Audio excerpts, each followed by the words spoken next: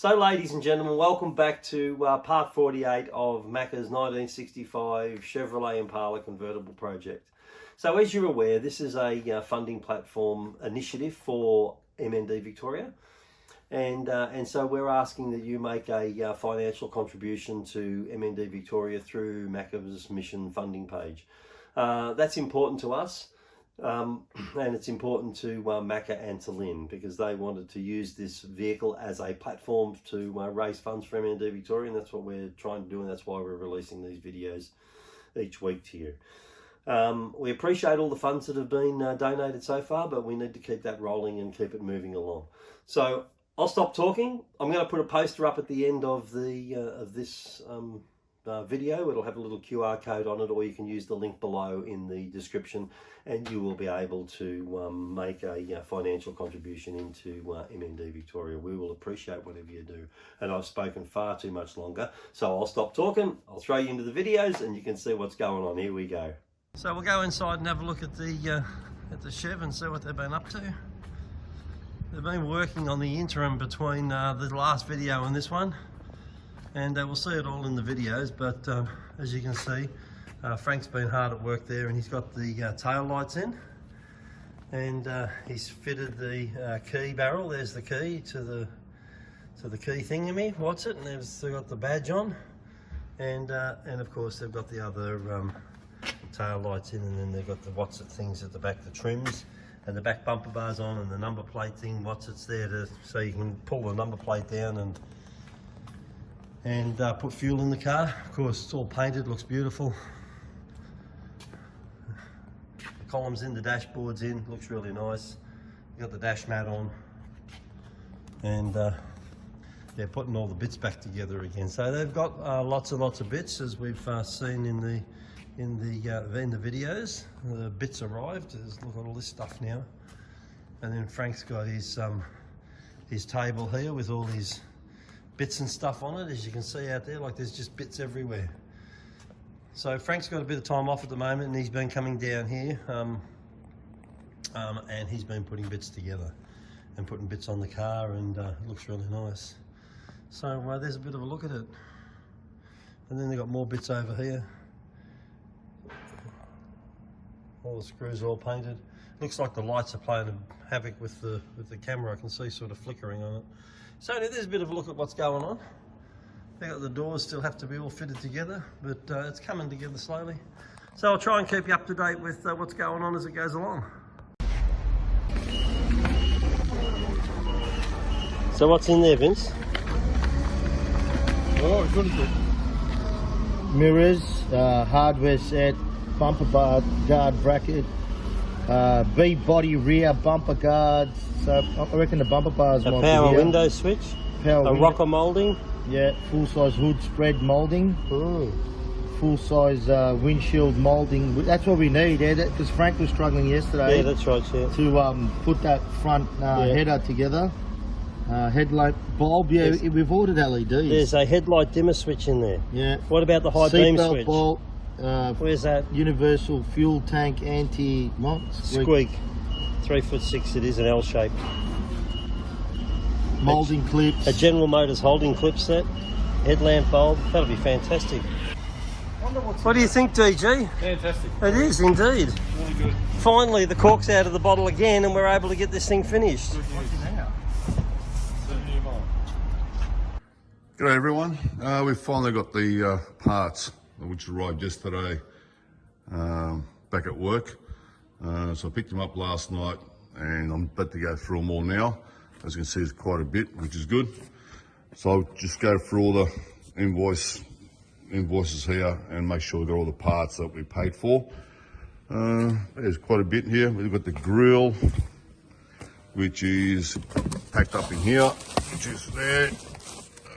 We've got the seals, the seal trims for the lower. We've got gaskets, and you can see all the boxes, all the empty boxes.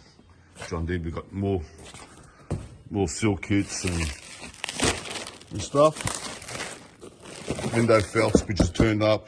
Quite a fair bit of bolts and clips, so you can see door handles and stuff like that, which I need to go through. Hopefully I don't need too much. This should be enough to keep us going for a while. I'll make another list to see what else we need, but I think we got the majority of it all.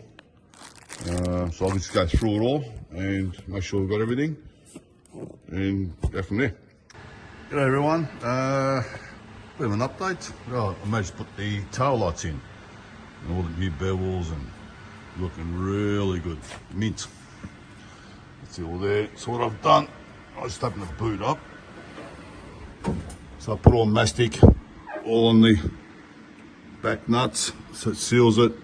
That's what keeps rusting up the edge of the boot here. So I've done all 6 of them. You can see all up in there. It's all up the mastic. All up in there. So that's another mission today. Apart from organising all the other parts, it's come up all right. So that's it. That's the back of it. Next section for the back, we'll do the fit all the boot lock and latch and adjust it all up. Paint the little bracket down there, and it's come up all right. So that's another bit done. So happy days. So it's coming up really well. Yeah, that's it. Cheers. Good everyone. Just a quick update. What I achieved today. The steering column, as you can see. So it's all done. It's all put together. I had to polish up the gear selector, rubber boot there. Unfortunately, the ones that come from America are the wrong ones, so I rubbed them all back, and it's not a high grade polish alloy, but it's come up all right. Cleaned up the knobs on both ends there. What I also done, I pulled that little contactors just in there, pull them all out. I cleaned them up, so should be no issues later on. To get good contact on the turn signal. Re-greased all the bearings. There's a little indicator, that's the original colour, so I'll do it a fluorescent orange. Let's see, I see it, that's just there. So I've got some model paint, fluorescent orange, so I'll paint that now. It's all come back.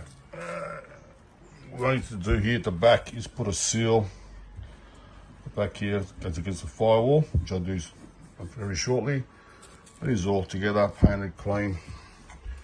Well done to Ange Carame. After I stripped all the old paint off it, he's put in high fell and get a lot of the old marks off it, and Vince actually painted in the colour, which came up really good. So well done guys. So it's ready to go in. I'm pretty happy with that. I'll see how I go tomorrow, being a Monday, and I'll fit it. If someone's there to help me, if not, no big deal, I'll do it Tuesday. Alright, cheers guys.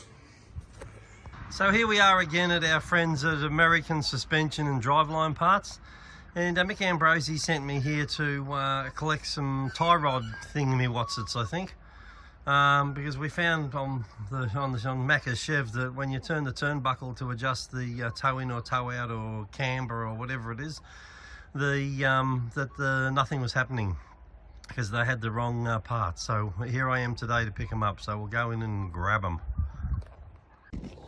So there we go, I've been inside and got the parts. So they're the tie rod ends. So now I'll deliver them, take them down tomorrow and deliver them to Mick.